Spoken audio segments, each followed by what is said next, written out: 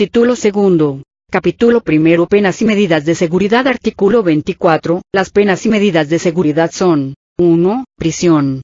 Reformado N. D. Adicionado, 2. 13 de enero de 1984. 2. Tratamiento en libertad, semilibertad y trabajo en favor de la comunidad. Reformado, 2. 13 de enero de 1984. 3. Internamiento y tratamiento en libertad de inimputables y de quienes tengan el hábito o la necesidad del consumir estupefacientes o psicotrópicos. 4. Confinamiento. 5. Prohibición de ir al lugar determinado. 6. Sanción pecuniaria. 7. Derogado, 2. 13 de enero de 1984. Reformado, 2. 23 de diciembre de 1985. 8. Decomiso de instrumentos, objetos y productos del delito. 9. Amonestación. 10. Apercibimiento. 11. Caución de no ofender. 12. Suspensión o privación de derechos. Reformado, 2. 10 de febrero de 1945. SIC. Inhabilitación, destitución o suspensión de funciones o empleos. 14. Publicación especial de sentencia. Reformado, 2. 13 de enero de 1984. 15. Vigilancia de la autoridad. 16. Suspensión o disolución de sociedades. 17. Medidas tutelares para menores. Adicionado, 2. 5 de enero de 1983, 18. Decomiso de bienes correspondientes al enriquecimiento ilícito. N.D. En relación con la entrada en vigor del presente numeral, véase artículo transitorio primero del decreto que modifica el Código. Adicionado, 2. 30 de noviembre de 2010, 19. La colocación de dispositivos de localización y vigilancia. Y las demás que fijen las leyes. Capítulo segundo. Prisión N. D. En relación con la entrada en vigor del presente artículo, véase transitorio segundo del decreto que modifica este ordenamiento. Reformado, 2. 17 de junio de 2016, artículo 25, la prisión consiste en la pena privativa de libertad personal. Su duración será de 3 días a 60 años, y solo podrá imponerse una pena adicional al límite máximo cuando se cometa un nuevo delito en reclusión. Se extinguirá en los centros penitenciarios, de conformidad con la legislación de la materia y ajustándose a la resolución judicial respectiva. La medida cautelar de prisión preventiva se computará para el cumplimiento de la pena impuesta así como de las que pudieran imponerse en otras causas, aunque hayan tenido por objeto hechos anteriores al ingreso a prisión. En este caso, las penas se compurgarán en forma simultánea. El límite máximo de la duración de la pena privativa de la libertad hasta por 60 años contemplada en el presente artículo, no aplicará para los delitos que se sancionen con lo estipulado en la Ley General para prevenir y sancionar los delitos en materia de secuestro, reglamentaria de la fracción 21 del artículo 73 de la Constitución Política de los Estados Unidos Mexicanos, cuya duración máxima será la que marque dicha ley. Artículo 26. Los procesados sujetos a prisión preventiva y los reos políticos, serán recluidos en establecimientos o departamentos especiales. Reformada su denominación, 2. 13 de enero de 1984, capítulo tercero. Tratamiento en libertad, semiliberación y trabajo en favor de la comunidad N. D. En relación con la entrada en vigor del presente párrafo, véase transitorio segundo del decreto que modifica este ordenamiento. Reformado primer párrafo, 2. 17 de junio de 2016, artículo 27, el tratamiento en libertad de imputables consistente en la aplicación de las medidas laborales, educativas y curativas, en su caso, autorizadas por la ley conducentes a la reinserción social del sentenciado, bajo la orientación y cuidado de la autoridad ejecutora. Su duración no podrá exceder de la correspondiente a la pena de prisión sustituida. Reformado N. D. Adicionado, 2. 13 de enero de 1984, la semilibertad implica alternación de periodos de privación de la libertad y de tratamiento en libertad. Se aplicará, según las circunstancias del caso, del siguiente modo: externación durante la semana de trabajo o educativa, con reclusión de fin de semana, salida de fin de semana, con reclusión durante el resto de esta, o salida diurna, con reclusión nocturna. La duración de la semilibertad no podrá exceder de la correspondiente a la pena de prisión sustituida. Reformado N.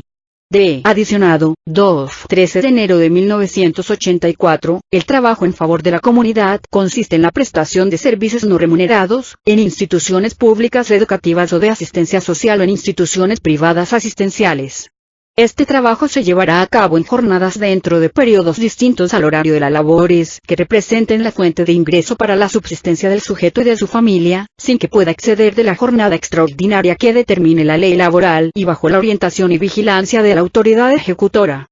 Adicionado, 10 de enero de 1994, el trabajo en favor de la comunidad puede ser pena autónoma o sustitutivo de la prisión o de la multa. Reformado N. D. Adicionado, 13 de enero de 1984, cada día de prisión será sustituido por una jornada de trabajo en favor de la comunidad. Reformado N. D. Adicionado, 13 de enero de 1984, la extensión de la jornada de trabajo será fijada por el juez tomando en cuenta las circunstancias del caso. N. D. En relación con la entrada en vigor del presente párrafo, véase transitorio segundo del decreto que modifica este ordenamiento. Reformado, 17 de junio de 2016, por ningún concepto se desarrollará este trabajo en forma que resulte degradante o humillante para el sentenciado.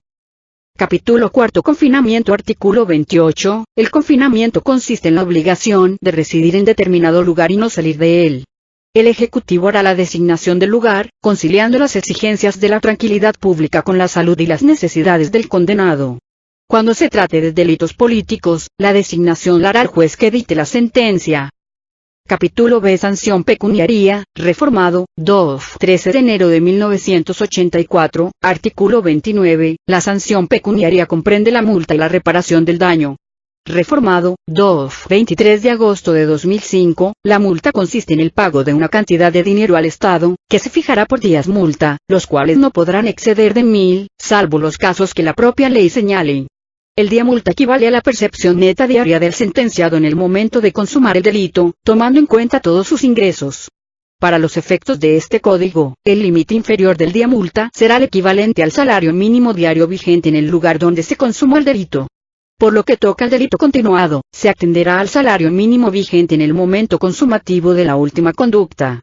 Para el permanente, se considerará el salario mínimo en vigor en el momento en que cesó la consumación. Cuando se acredite que el sentenciado no puede pagar la multa o solamente puede cubrir parte de ella, la autoridad judicial podrá sustituirla, total o parcialmente, por prestación del trabajo en favor de la comunidad. Cada jornada de trabajo saldará un día multa. Cuando no sea posible o conveniente la sustitución de la multa por la prestación de servicios, la autoridad judicial podrá colocar al sentenciado en libertad bajo vigilancia, que no excederá del número de días multa sustituidos. Si el sentenciado se negare sin causa justificada a cubrir el importe de la multa, el Estado la exigirá mediante el procedimiento económico coactivo. N. D. En relación con la entrada en vigor del presente párrafo, véase transitorio segundo del decreto que modifica este ordenamiento. Reformado, 17 de junio de 2016, en cualquier tiempo podrá cubrirse el importe de la multa, descontándose de esta la parte proporcional a las jornadas de trabajo prestado en favor de la comunidad, o al tiempo de prisión que el sentenciado hubiere cumplido tratándose de la multa sustitutiva de la pena privativa de libertad, caso en el cual la equivalencia será razón de un día multa por un día de prisión. Reformado, 14 de junio de 2012, artículo 30, la reparación del daño debe ser integral, adecuada, eficaz, efectiva, proporcional a la gravedad del daño causado y a la afectación sufrida, comprenderá cuando menos, y la restitución de la cosa obtenida por el delito y si no fuere posible, el pago del precio de la misma, a su valor actualizado, y la indemnización del daño material y moral causado, incluyendo la atención médica y psicológica, de los servicios sociales y de rehabilitación o tratamientos curativos necesarios para la recuperación de la salud, que hubiere requerido o requiera la víctima, como consecuencia del delito. En los casos de delitos contra el libre desarrollo de la personalidad, la libertad y el normal desarrollo psicosexual y en su salud mental, así como de violencia familiar, además comprenderá el pago de los tratamientos psicoterapéuticos que sean necesarios para la víctima. Y el resarcimiento de los perjuicios ocasionados. Inf. El pago de la pérdida de ingreso económico y lucro cesante, para ello se tomará como base el salario que en el momento de sufrir el delito tenía la víctima y en caso de no contar con esa información, será conforme al salario mínimo vigente en el lugar en que ocurra el hecho. B. El costo de la pérdida de oportunidades, en particular el empleo, educación y prestaciones sociales, acorde a sus circunstancias. B. La declaración que restablezca la dignidad y reputación de la víctima, a través de medios electrónicos o escritos. B. la disculpa pública, la aceptación de responsabilidad, así como la garantía de no repetición, cuando el delito se cometa por servidores públicos. Los medios para la rehabilitación deben ser lo más completos posible, y deberán permitir a la víctima participar de forma plena en la vida pública, privada y social. Adicionado, 21 de enero de 1991, artículo 30 bis, tienen derecho a la reparación del daño en el siguiente orden. 1. El ofendido. 2. En caso de fallecimiento del ofendido, el cónyuge superstite o el concubinario concubina, y los hijos menores de edad. A falta de esto los demás descendientes y ascendientes que dependieran económicamente de él al momento del fallecimiento. Reformado primer párrafo, 14 de junio de 2012, artículo 31, la reparación será fijada por los jueces, según el daño que sea preciso reparar, con base en las pruebas obtenidas en el proceso y la afectación causada a la víctima o ofendido del delito. Para los casos de reparación del daño causado con motivo de delitos por imprudencia, el Ejecutivo de la Unión reglamentará, sin perjuicio de la resolución que se dicte por la autoridad judicial, la forma en que, administrativamente, deba garantizarse mediante seguro especial dicha reparación. Reformado, 14 de junio de 2012, artículo 31 bis, en todo proceso penal, el Ministerio Público estará obligado a solicitar, de oficio, la condena en lo relativo a la reparación del daño y el juez está obligado a resolver lo conducente. El incumplimiento de esta disposición se sancionará conforme a lo dispuesto por la fracción séptimo y el párrafo segundo del artículo 225 de este Código. En todo momento, la víctima deberá estar informada sobre la reparación del daño. Artículo 32. Están obligados a reparar el daño en los términos del artículo 29. Y, los ascendientes, por los delitos de sus descendientes que se hallaren bajo su patria potestad. Y, los tutores y los custodios, por los delitos de los incapacitados que se hallen bajo su autoridad. Y, los directores de internados o talleres, que reciban en su establecimiento discípulos o aprendices menores de 16 años, por los delitos que ejecuten estos durante el tiempo que se hallen bajo el cuidado de aquellos. Y, los dueños, empresas o encargados de negociaciones o establecimientos mercantiles de cualquier especie, por los delitos que cometan sus obreros, jornaleros, empleados, domésticos y artesanos, con motivo y en el desempeño de su servicio. B. Las sociedades o agrupaciones, por los delitos de sus socios o gerentes directores, en los mismos términos en que, conforme a las leyes, sean responsables por las demás obligaciones que los segundos contraigan. Se exceptúa de esta regla la sociedad conyugal, pues, en todo caso, cada cónyuge responderá con sus bienes propios por la reparación del daño que cause, y, adicionada, 19 de agosto de 2010, b. Cualquier institución, asociación, organización o agrupación de carácter religioso, cultural, deportivo, educativo, recreativo de cualquier índole, cuyos empleados, miembros, integrantes, auxiliares o ayudantes que realicen sus actividades de manera voluntaria o remunerada, y, reformada, 10 de enero de 1994, vi, el Estado, solidariamente, por los delitos dolosos de sus servidores públicos realizados con motivo del ejercicio de sus funciones, y subsidiariamente cuando aquellos fueren culposos. Reformado, 13 de enero de 1984, artículo 33, la obligación de pagar la sanción pecuniaria es preferente con respecto a cualesquiera otras contraídas con posterioridad al delito, a excepción de las referentes a alimentos y relaciones laborales. N. D. En relación con la entrada en vigor del presente párrafo, véase transitorio segundo del decreto que modifica este ordenamiento. Reformado primer párrafo, 17 de junio de 2016, artículo 34, la reparación del daño proveniente del delito que deba ser hecha por el imputado, acusado y sentenciado, tiene el carácter de pena pública y se exigirá de oficio por el Ministerio Público. La víctima, el asesor jurídico y el ofendido o sus derechohabientes podrán aportar al Ministerio Público o al órgano jurisdiccional en su caso, los datos de prueba que tengan para demostrar la procedencia y monto de dicha reparación, en los términos que prevenga el Código Nacional de Procedimientos Penales. Adicionado, 10 de enero de 1994, el incumplimiento por parte de las autoridades de la obligación a que se refiere el párrafo anterior, será sancionado con multa de 30 a 40 días de salario mínimo. Reformado, 13 de enero de 1984, cuando dicha reparación deba exigirse a tercero, tendrá el carácter de responsabilidad civil y se tramitará en forma de incidente, en los términos que fije el propio Código de Procedimientos Penales. N. D. En relación con la entrada en vigor del presente párrafo, véase transitorio segundo del decreto que modifica este ordenamiento. Reformado, 17 de junio de 2016, quien se considere con derecho a la reparación del daño, que no pueda obtener ante el órgano jurisdiccional, en virtud del no ejercicio de la acción o la abstención de investigar por parte del Ministerio Público, sobrecimiento o sentencia absolutoria, podrá recurrir a la vía civil o administrativa en los términos de la legislación correspondiente. Artículo 35. El importe de la sanción pecuniaria se distribuirá entre el Estado y la parte ofendida. Al primero se aplicará el importe de la multa, y a la segunda el de la reparación. Si no se logra hacer efectivo todo el importe de la sanción pecuniaria, se cubrirá de preferencia la reparación del daño, y en su caso, a prorrata entre los ofendidos. Si la parte ofendida renunciaría a la reparación, el importe de esta se aplicará al Estado. N. D. En relación con la entrada en vigor del presente párrafo, véase transitorio segundo del decreto que modifica este ordenamiento.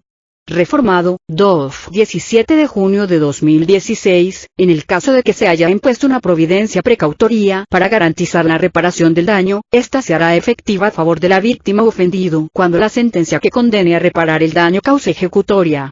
N. D. En relación con la entrada en vigor de la presente derogación, véase transitorio segundo del decreto que modifica este ordenamiento.